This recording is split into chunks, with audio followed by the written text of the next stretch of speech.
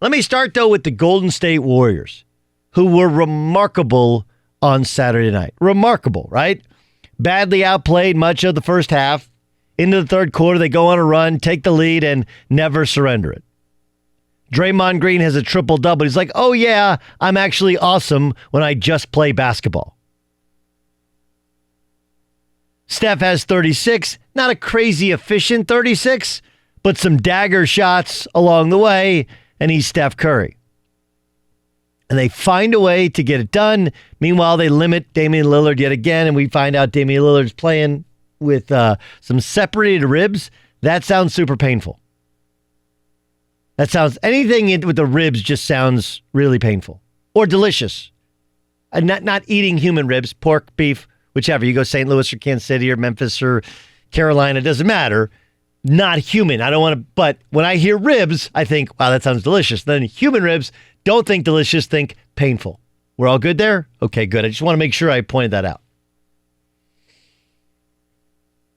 But Damian Lillard's lack of health, Kevin Durant sitting there with a bad calf, DeMarcus Cousins getting back but not fully healthy, the Bucks losing a game, and all of a sudden, as Dan Byer has pointed out, not excuses, explanations. Eric Bledsoe can't hit the broadside of the barn. Neither could Giannis Antetokounmpo. And neither could Chris Middleton. Maybe a remarkable part about the Milwaukee Bucks was, in spite of the fact that three of their most important players didn't make shots, they still forced double overtime on the road in Toronto. That's bad news for Toronto. But I believe the Bucks are a legit challenger. I think most people do. Most people believe that if Kevin Durant doesn't play, the Bucks have a hell of a shot to win the NBA title. And maybe if he does play, they got a shot. And that's why the Warriors have to win tonight. I think Steph Curry's middle finger on his left finger is fine. But Steph is always better when he's healthier. Draymond's always a little banged up, even though he's playing maybe the best basketball of his life right now. Andre Iguodala, stop me if you heard this before, but a little bit banged up, maybe because he's old. But think about how that affected them last year when they didn't have Iguodala. They don't beat the Houston Rockets this year if Andre Iguodala doesn't bang in 5 threes, and he hadn't banged in 5 threes in 5 years in an NBA game. And oh yeah, by the way, they still need Kevin Durant, and it wouldn't be terrible if they get DeMarcus Cousins back just to have another weapon, more presence. The more rest, the better. And right now, Portland is kind of teetering. Portland is like, yeah, we're going to go out and fire every weapon in the chamber, every gun every bullet in the chamber. But didn't they kind of do that on Saturday night? Aren't they kind of out of this thing? Haven't they resigned to the fact that, like, look, we're not able to beat the Golden State Warriors 4 times in 7 games, let alone 4 times in 4 games? Like, did anybody really believe that the Blazers will go on a 4-game win streak against the Golden State Warriors? That would defy all kinds of logic.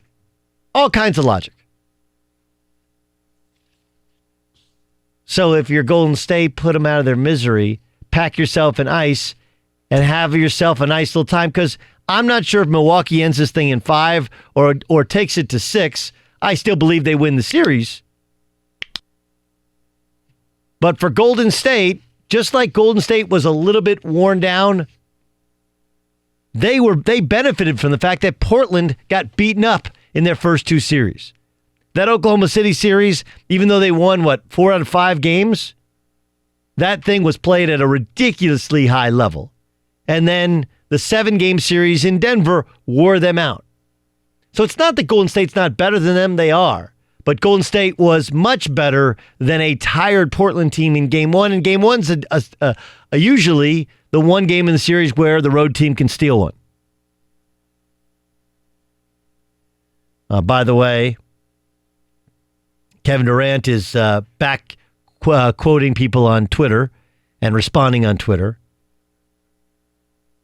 We need Kevin Durant to start playing basketball again because he's bored. Chris Broussard, Kevin Durant's worst nightmare coming true. Players around the league tell me to put an asterisk by Durant's championships. What in the world are they going to think if the Warriors win a championship without him? Durant, I see a little exaggeration there, buddy. My worst nightmare? You sure this is the worst that it can get? Yeah, slightly. I mean, look, I screamed at it last week. I love the idea that you put an asterisk by it or whatever. But we do know that they won the last 2 titles, and he was the finals MVP against LeBron James, outplaying LeBron James in the last 2 finals. Like, that did happen, right? And like, oh, they're beating Portland. Psst. They swept Portland last year with Kevin Durant. There is no control group there. Kevin Durant also. Warriors win 199, taking commanding 3 games, none series lead. Some dude tweets out, doubt us without KD. Doubt Curry, Clay, and Dre. Y'all keep thinking Milwaukee is better. Y'all doubters and haters will see. Easy Money Sniper, that's his real account. Very divisive, Mikey. Let's celebrate this win as a Dub Nation. F is wrong with you.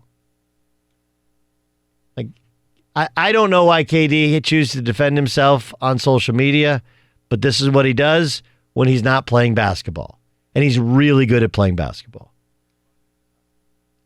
Like, he's just responding to us and we guy. It's one thing to respond to Chris Broussard, who's a legit NBA insider, 20 years in the business.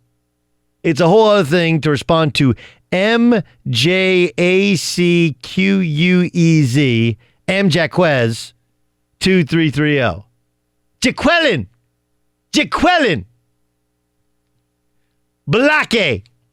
Blake.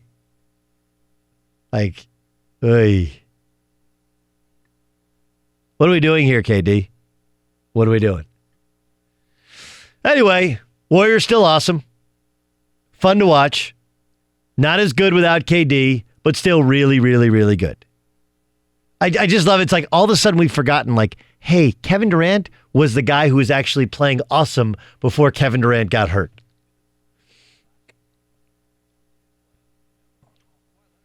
We did this with Kawhi last year with the Spurs. Look at the Spurs. They won a bunch of games without Kawhi Leonard. They don't need him. Yeah, he's awesome. Literally carrying the Raptors, which is what KD will do wherever he goes. He was actually carrying the Warriors when Clay wasn't playing well and Steph wasn't making his shots. And now he doesn't have to because they're making the shots. The Odd Couple is an outstanding show. You get Straight Out of Vegas is after my show for an hour. That's RJ Bell and Jonas Knox. And then for 3 hours after that, you get Crazy Uncle Rob Parker with his cool shoes and outlandish takes. And the ever-steady Chris Broussard, who I thought ever-steady Chris Broussard, who is now in a Twitter beef with Kevin Durant. You don't really think that KD there should be an asterisk by the 2 championships with KD, should there?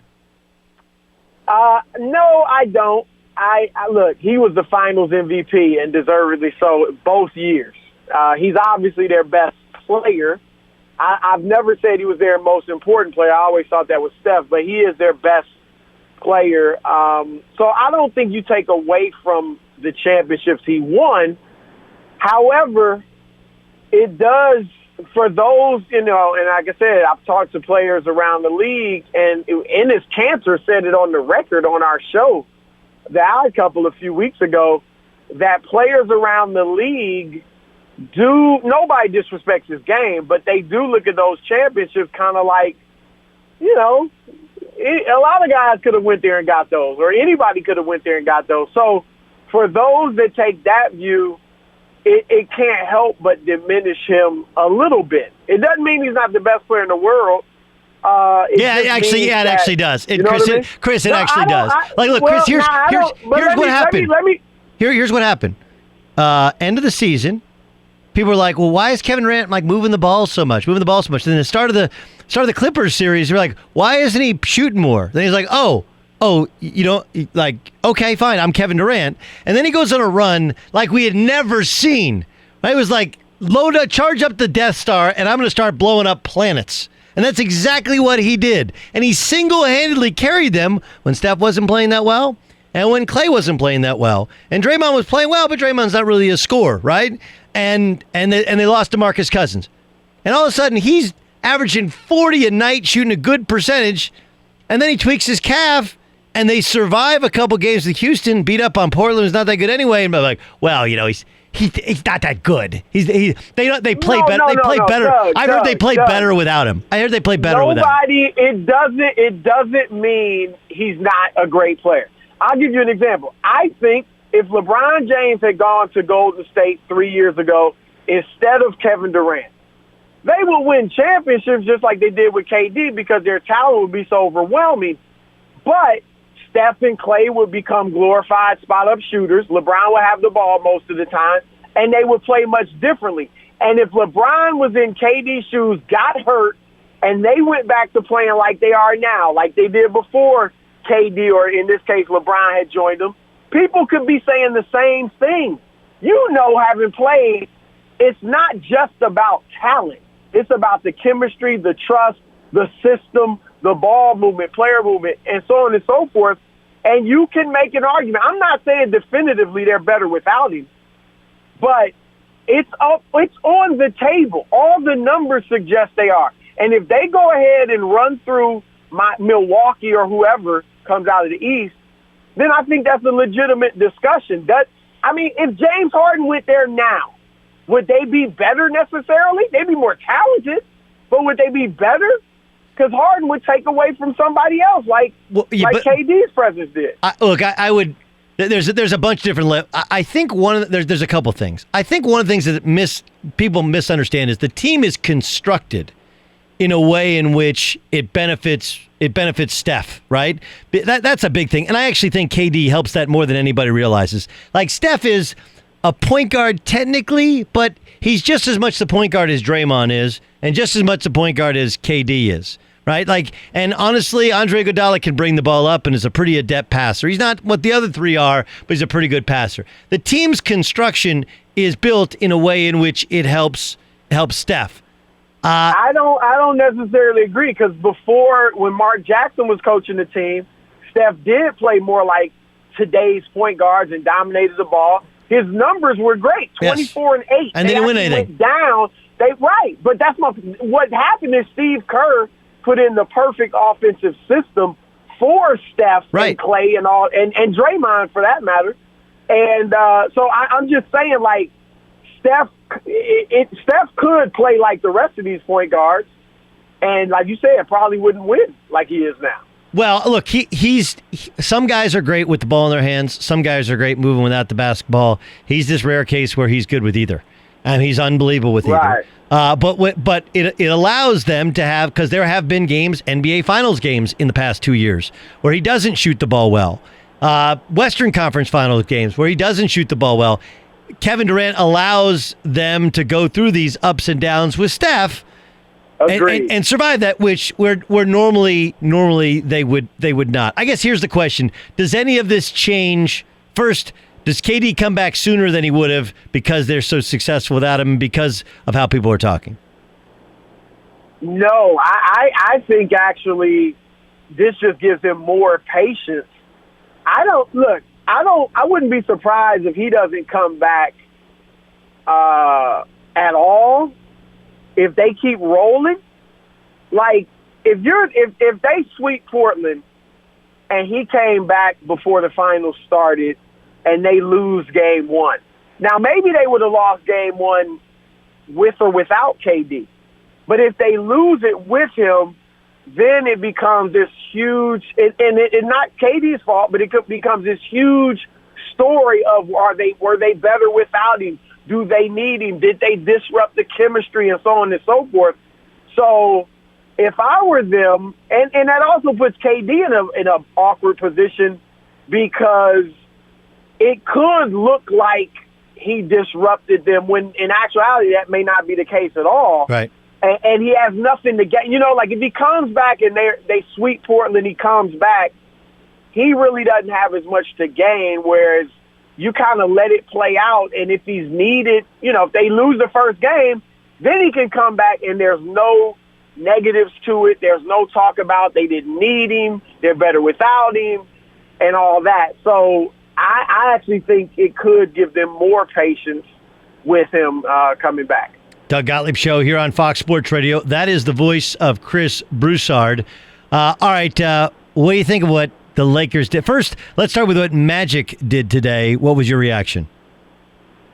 Well, look, I mean, you got to give him props, I guess, for speaking his mind. And I think he felt like, look, there's a lot of mystery out there. There are a lot of questions, and he cleared stuff up. Now, the timing, I don't think, was a coincidence, right? He knew Rob Pelinka was going to talk today, and so Magic preempted that. So you give him credit for that. But in Magic's talk, and I think he's sincere, I just think he may not have thought it through. He wants to help the Lakers and recruit to the Lakers. This did not help them at all because it makes them look like the type of franchise you do not want to join. And obviously people were looking from the outside in, seeing all their dysfunction, but now it was confirmed by the face of the franchise forever, not just right now, but he's always been the face of the franchise since he joined them. So I think that is a problem. And Doug, these players today are a lot more sophisticated than in the past.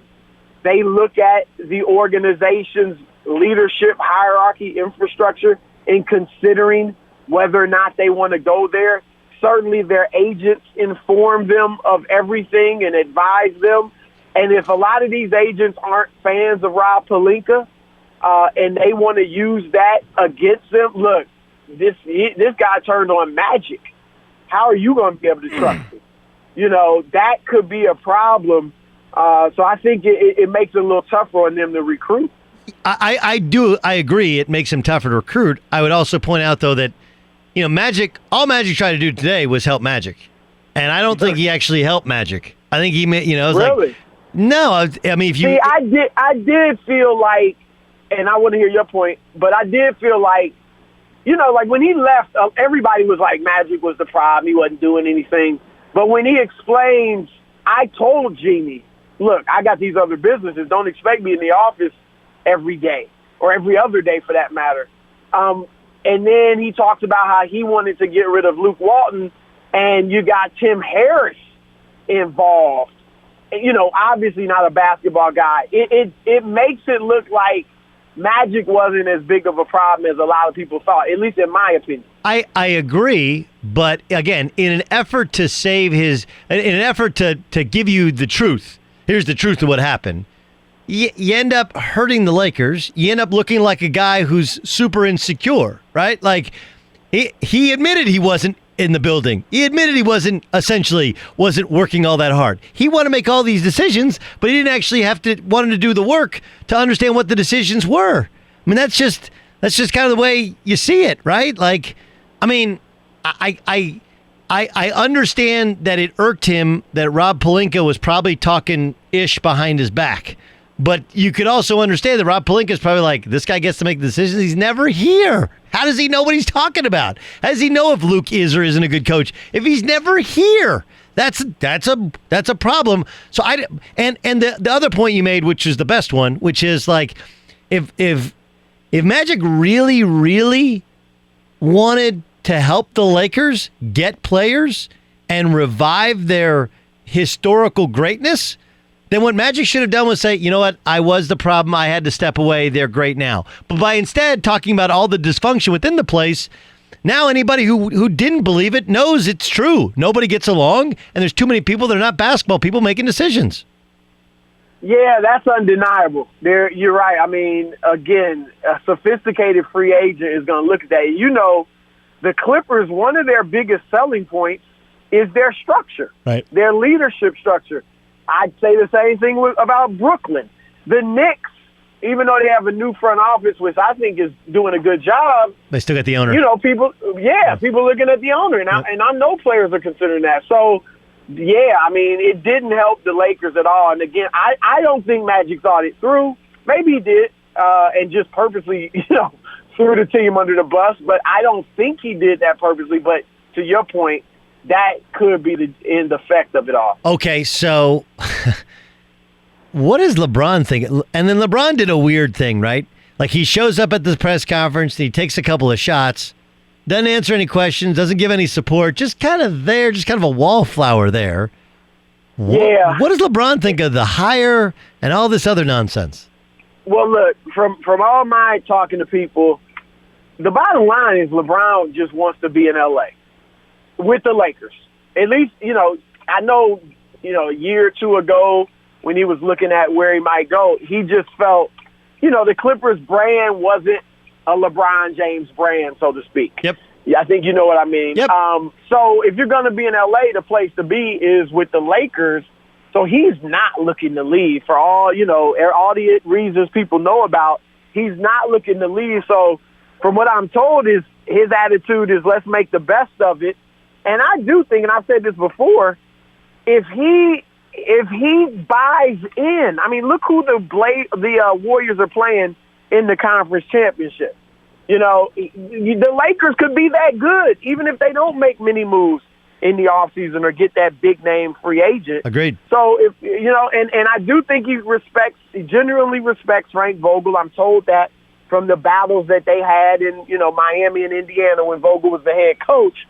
So I just think LeBron has to have the right attitude regardless of who the coach is.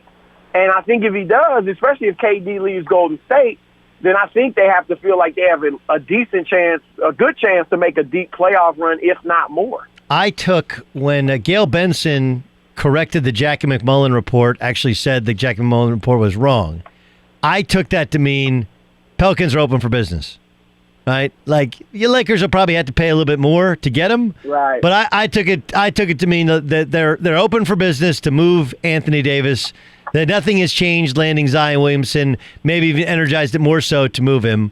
Where do you think AD ends up? Well, what I'm told is this, Doug, that, and I think we both understand, if the Lakers, if it's a tie between a Knicks offer and a Lakers offer or a Boston offer, whoever, they're sending him to the Eastern Conference.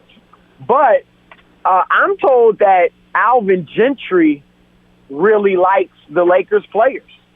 Lonzo Ball.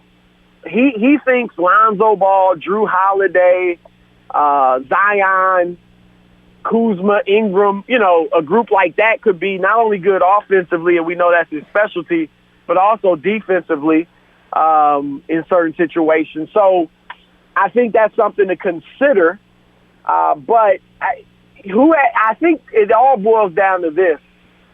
What do they think of R.J. Barrett? Because if you really like R.J. Barrett and you have the opportunity to pair him with Zion, a great friend, his roommate, you got the whole Duke connections for a storyline, then I think that's going to be tough to beat. But the Lakers players are talented, and they did see one of them, Julius Randle, go there and have a great season or a good season. And let me throw this in too, Doug. Brooklyn, I'm told, is really making a hard push for AD, or will if they can get Kyrie Irving to commit to them, under the guys that AD goes there as well and will stay long term, then they'll try to get him. D'Angelo Russell, Jared Allen, some of their draft picks. They'll try to do it. I don't think none of those players are as good as maybe an R.J. Barrett or as sexy as an R.J. Barrett is, or maybe even the Lakers package. But Brooklyn is trying to get into this as well. Awesome stuff. You think the Bucks win their series? I do. And I think if KD's not back, I think they pose some problems. I still would pick Golden State, but it's interesting because you heard, Jeff Van Gundy, Mark Jackson on the broadcast say they think Milwaukee would be the definitive favorite over Golden State. And then there are those that think Golden State is the prohibitive favorite, even without KD, whoever they face in the East. So I think it's going to be interesting, but I do think Milwaukee wins this series. Now, if Toronto can solve Giannis, or, I don't expect him to get 12 points, but if they make him struggle in getting maybe 18 or 19 points and win, then you might feel like, okay, they figured something out with Giannis, and I think you'd have to think they might have a good chance to win this series. But right now, yeah, I'm definitely thinking Milwaukee. Chris Broussard, you can check him out on The Odd Couple, which starts an hour after our show. So 7 o'clock Eastern, 4 o'clock Pacific, along with Rob Parker. It's an outstanding 3-hour radio show. Check it out. Follow it on Twitter or at foxsportsradio.com as well. CB, thanks so much.